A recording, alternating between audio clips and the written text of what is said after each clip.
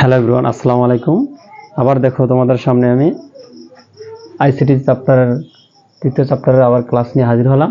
দেখো, আজকে আমরা সলভ করব অক্টাল সংখ্যা পদ্ধতি থেকে কিভাবে ডেসিমেল সংখ্যা পদ্ধতিতে রূপান্তর করা যায়।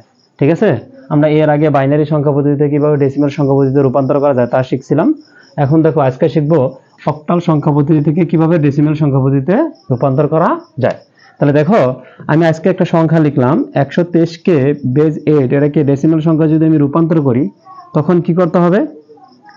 আমরা আগে কি করব, এই 123 সংখ্যাটা আমরা লিখব।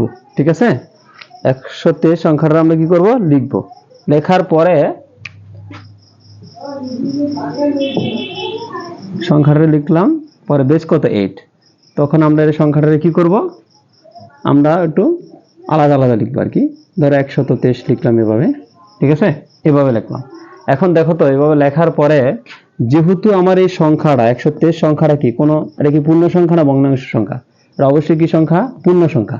তাহলে আমরা জানি যে পূর্ণ সংখ্যার ক্ষেত্রে আমরা কি করতে পারি, পূর্ণ সংখ্যার ক্ষেত্রে পাওয়ার প্রথমে যা থাকবে কি 0, তারপরে কত 1, তারপরে 2, তারপরে কত 3 দিতে হয়। তাহলে এটার স্থানীয় মানটা কত? এটার স্থানীয় মান হচ্ছে 0, আর তোমার 2 এর স্থানীয় মান কত 1, আর 1 এর স্থানীয় মান কত 2। ঠিক আছে, আবারও বলতেছি, এটা দিলেও হয় না দিলেও হয়, এগুলোকে বলা হয় পজিশন। ঠিক আছে, এগুলো কি বলা হয়? পজিশন বলা হয়। তাহলে দেখো, আমি কি করতে পারি, এই আমরা কি করব, যে মানটা আছে এই 1 লিখব, পরে গুণ দিব, পরে বেস কত 8, আর এই 1 এর উপরে কত ছিল তার স্থানীয় মান কত 2। ঠিক আছে, প্লাস আবার সেম 2 লিখলাম, তারপরে কত বেস কত 8, তারপরে 2 এর উপরে স্থানীয় মান কত 1, প্লাস আবার কি লিখতে পারি 3, তারপরে কত বেস কত 8, তারপরে 8 এর 3 স্থানীয় মান কত 0। ঠিক আছে, তাহলে এখন দেখো 8 কত 64 লেখা যায়, আর এদিকে লেখা যায় কত, যেহেতু একবার গুণ করলে 8 দুগুণে কত 16, আর এদিকে 8 এর উপর যদি পাওয়ার 0 হয়, আমরা শুধু 8 এর উপর না, যে কোনো কিছুর উপর যদি পাওয়ার 0 হয় তাহলে মনে রাখবা তার মান 1। তাহলে এটা মান যদি 1 হয় তাহলে 1 গুণ 3 কত হয় 3। এখন দেখো, আমি যদি 3টা যোগ করি, আমার 3টা যোগ করলে কত হয় 83 হয়। কত হয় 83। দেখো 83 হইতেছে। তাহলে 83 আমরা কি পাইলাম, আমরা অক্টাল থেকে যখন আমি ডেসিমেলে রূপান্তর করলাম তখন আমার মান পেলাম কত 83, মানে 83 মান পেলাম। ঠিক আছে, তখন আমরা লিখতে পারি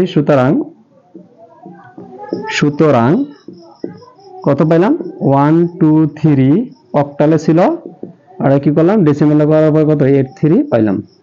ঠিক আছে, 83 পাইলাম। কার আমার মনে হয় যে কারো বুঝতে কোনো সমস্যা নেই, একেবারে ইজি। দেখ, ঠিক আছে, ভালো করে করো তাহলে আরো ভালো করতে পারবা। ঠিক আছে, মুছে দিলাম। দেখো, সেম একই ভাবে যদি আমি আরো একটা ম্যাথ যদি করি এভাবে, দেখো एग्जांपल হিসেবে আরো একটা ম্যাথ দিই। ধরো দিলাম 0.42। ঠিক আছে, ধরো দিলাম 0.42। ঠিক আছে, এটা দিলাম।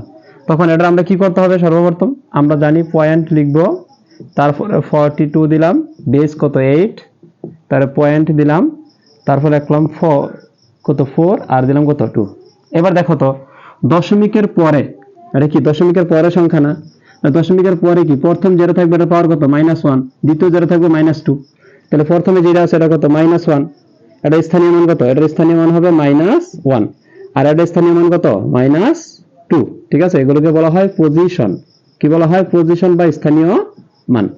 তাহলে দেখো, পয়েন্ট দিলাম, 0.4। ঠিক আছে, 4 গুণ কত হবে, বেস হচ্ছে 8 আর পাওয়ার কত -1। ঠিক আছে, প্লাস সেই একইভাবে 2 গুণ বেস কত 8 আর পাওয়ার কত -2। ঠিক আছে, 2 এর স্থানীয় মান হচ্ছে -2। তাহলে আমি যদি এটা করি তাহলে কত হয়, দেখো এদিকে হইতেছে তোমার, আমি লিখতে পারি এদিকে 8 বাই কত, আর এদিকে লিখতে পারি 2 বাই কত 8 64। ঠিক আছে, এভাবে করা যায়। এখন আমি যদি এটা যদি ভগ্নাংশ হিসাবে ধরো লসাগু করি, অথবা লসাগু করি বা একবার যদি ক্যালকুলেশন করি, একবারে ক্যালকুলেশন করলে হয় 531। কত হয়, পয়েন্ট হইতেছে 531 হইতেছে। ঠিক আছে, 531 হইতেছে।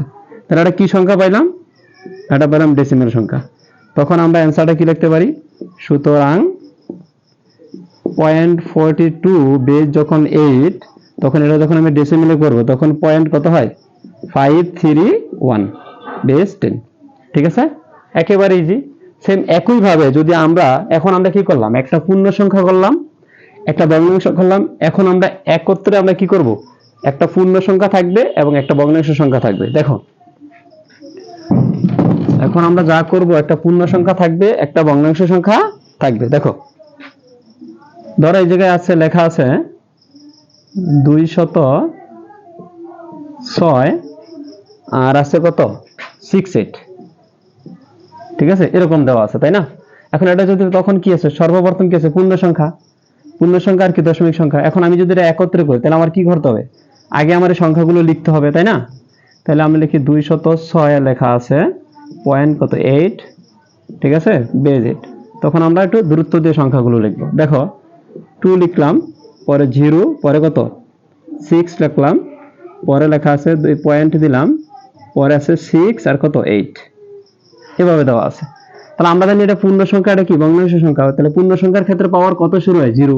তাহলে আমরা জানি পাওয়ার, এটার পাওয়ার হবে 0, পরেরটার পাওয়ার কত 1, পরেরটার পাওয়ার হচ্ছে 1, আর এটার পাওয়ারটা কত হইতেছে 2। সেম দশমিকের পরে যে মানটা থাকবে তার পাওয়ার কত, এই যে লেখা আছে দশমিকের পাওয়ার -1 প্রথমে, তারপরে যেটা থাকবে এটা কত -2 থাকবে। তাহলে এগুলোকে বলা হয় কি পজিশন, এগুলোকে কি বলা হয়, পজিশন বলা হয় বা স্থানীয় মান। তাহলে এখন দেখো আমি যদি করি অঙ্কটা, এই যে 2, এই 2 দিলাম, গুণ বেজ হলো 8, তার এই যে বেজ 8, এই 2 এর স্থানীয় মান কত 2, ঠিক আছে, প্লাস সেম একইভাবে 0 দিলাম, তারপরে দেখো বেজ হচ্ছে 8 আর 8 0 এর স্থানীয় মান কত 1, প্লাস আবার কত দিলাম 6 দিলাম, গুণ বেজ কত 8, তারপর আবার এই 6 এর স্থানীয় মান কত 0, প্লাস আবার দেখো 6 গুণ বেজ কত 8, তারপর এর স্থানীয় মান কত -1, প্লাস 8 গুণ এর স্থানীয় মান কত, 8 এর স্থানীয় মান হচ্ছে কি তোমার -2, ঠিক আছে, এভাবে দেওয়া আছে। এখন তোমাদের কাছে একটা প্রশ্ন থাকতে পারে যে এদিকে দশমিক আছে, আমি এদিকে কেন দশমিক দিলাম না, তাই না? এদিকে দশমিক দেওয়া লাগে না, এভাবে তোমার দশমিক 3 করার পর দশমিক হয়ে যাবে, ঠিক আছে। ওকে দেখো তাহলে 2 গুণ কত 18 কত 64, প্লাস এদিকে কত হইতাছে 0, এদিকে হইতাছে 6, এদিকে হইতাছে 6/8, আর এদিকে কত আছে 8 কত 18 64 হইতেছে। এখন তুমি যদি এটা একত্রে করো, একত্রে করলে তোমার অ্যান্সার হবে 134.875, ঠিক আছে, 134.875 হবে, ঠিক আছে। এই হচ্ছে তোমার কি এই যে এক অক্টাল সংখ্যা থেকে আমি যখন এই সংখ্যাটাকে যখন আমি ডেসিমেলে রূপান্তর করলাম, তখন আমার এই জায়গায় অ্যান্সারটা হলো। তখন আমি লিখতে পারি কি, সুতরাং কি লিখতে পারি যে 206.68 বেজ 8 আর 134.875 বেজ 10। দেখো একেবারে ইজি নিয়ম। দেখো তোমাদের পরীক্ষার জন্য 3 মার্কের জন্য, সৃজনশীলের 3 মার্কের জন্য তোমার এই বাইনারি, অক্টাল এবং হেক্সাডেসিমাল থেকে ডেসিমেল পদ্ধতিটা অনেক ইম্পর্টেন্ট, ঠিক আছে। তোমরা দেখবা যখন কোশ্চেন ব্যাংক সলভ করবা তখন দেখবা যে এই তোমার ডেসিমেলে রূপান্তর করাটা অনেকবার পরীক্ষায় আসছে, ঠিক আছে।